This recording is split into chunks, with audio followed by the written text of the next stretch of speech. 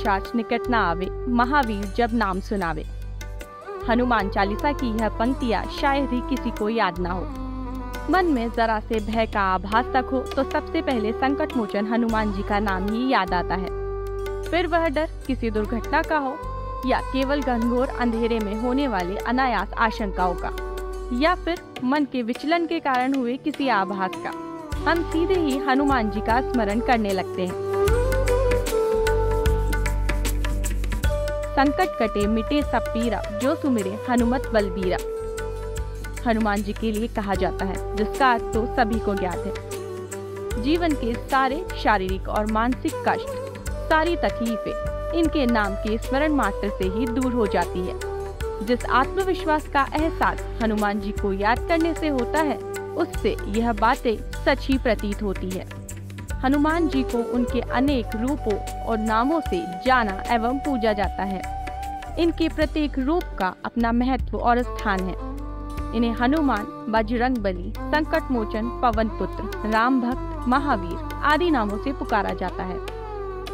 हनुमान जी के जितने नाम हैं उतने ही रूप भी, और हर रूप में उनका सत्कार और उन पर हम सभी का विश्वास सदा एक समान ही रहता है। विभिन्न रूपों में हनुमान जी के अनेक स्थान व मंदिर बने हुए हैं। ऐसा ही एक स्थान है राजस्थान राज्य की राजधानी जयपुर से केवल 43 किलोमीटर दूर स्थित सामोद का श्री वीर हनुमान जी का मंदिर। वीर हनुमान जी के इस रूप की जितनी आस्था और प्रभाव है, उतना ही रोचक और आकर्षक इसका इतिहास है। चोमू तहसील के गांव नांगलबरडा में यह सबसे पुराना मंदिर सामोद पर्वत पर स्थित है।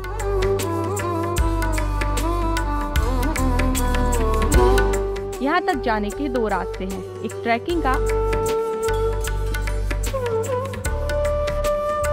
और दूसरा सीढ़ियों से होकर।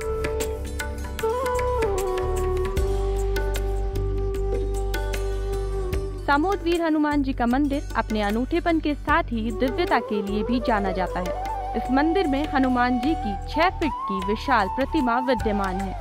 साथ ही इनके प्रभु श्री राम जी का भी अनूठा मंदिर है।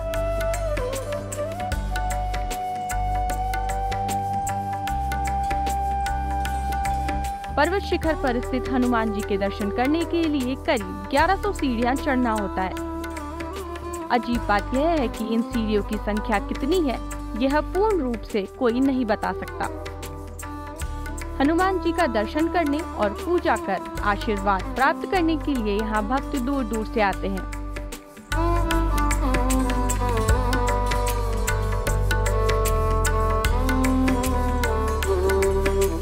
यहाँ रुकने की उत्तम व्यवस्थाएं भी हैं। सीताराम जी वीर हनुमान ट्रस्ट सामोद द्वारा यह मंदिर बनवाया गया था। हनुमान जी मंदिर के पीछे एक अद्भुत कहानी है। कहा जाता है इस स्थान पर लगभग 600 वर्ष पूर्व संत नग्नदास जी और उनके शिष्य लालदास जी हिमालय से भ्रमण करते हुए यहाँ आए थे। वे सप्त पर्वत शिखरात सामोद पर्वत पर तपस्या करने लगे। तपस्या के दौरान एक दिन संत नग्नदास जी ने एक आकाशवाणी सुनी, मैं यहाँ वीर हनुमान के रूप में प्रकट होऊंगा। उसी समय उन्हें पहाड़ी की एक चट्टान पर साक्षात हनुमान जी के दर्शन भी हुए। इस आकाशवाणी और हनुमान जी के दर्शन के बाद संत नग्नदास हनुमान जी की आराधना में लीन हो गए। जिस चट्टान पर उन्हें हनुमान जी के दर्शन प्राप्त हुए थे, उसे ही वे हनुमान जी की मूर्ति का आकार देने लगे। बाद में मंदिर का निर्माण करवाया गया। वर्तमान में स्थित श्री हनुमान जी की 6 फीट ऊंची विशाल प्रतिमा तभी प्रतिष्ठित कर दी गई थी और उसकी पूजा भी आरंभ कर दी गई थी।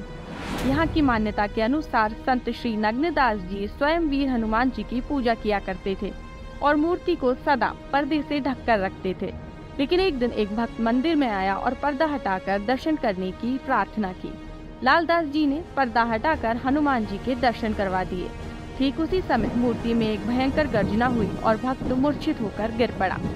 यह गर्जना इतनी तीव्र थी कि आसपास की पहाड़ियों पर गाय बकरियां चराने वाले ग्वाले डरकर अपने घरों की ओर लौट गए। इसी कारण श्री वीर हनुमान जी की पीठ की ही पूजा की जाने लगी। तभी से धीरे धीरे आसपास के गांवों में भी श्री वीर हनुमान जी की महिमा की चर्चा होने लगी और लोग पहाड़ों के रास्ते चढ़कर यहाँ दर्शन करने आने लगे। जिस समय इस मंदिर की प्रतिष्ठा की गई थी तब यह स्थान अत्यंत ही एकांत और दुर्गम था। यहाँ जंगली जानवर रहते थे। आम आदमी का आना जाना यहाँ ना के बराबर था। लेकिन अब यहाँ आने में कोई परेशानी नहीं होती। अब तो यहाँ रुकने और भोजन प्रसादी के लिए धर्मशालाएं भी तैयार की गई हैं। वैसे इस मंदिर तक पहुँचने के लिए रोडवे एक अच्छा ऑप्शन है। अपने पर्सनल व्हीकल से भी आप यहाँ आराम से पहुँच सकते हैं। चोमू रेलवे स्टेशन से यह केवल 15 किलोमीटर दूर है। अगर आप यहाँ आए हैं और वीर हनुमान जी की दिव्यता का आभास आपको भी हुआ है तो हमें अपना अनुभव कमेंट करके जरूर बताएं। और आपके यहाँ तक आने का सफरनामा भी, हमें आपके कमेंट का इंतजार रहेगा।